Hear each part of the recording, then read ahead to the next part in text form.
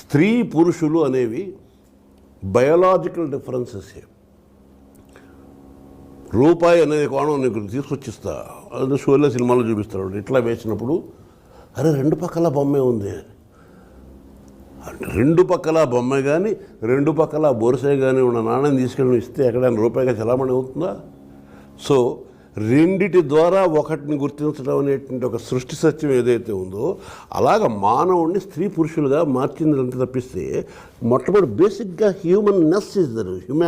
Humanness అని ఒక మాట ఉంది, మానవత, మానవీయత. అదే ఉదాత్తమైన సుగుణం కాదు, ఒక ఫినామినన్.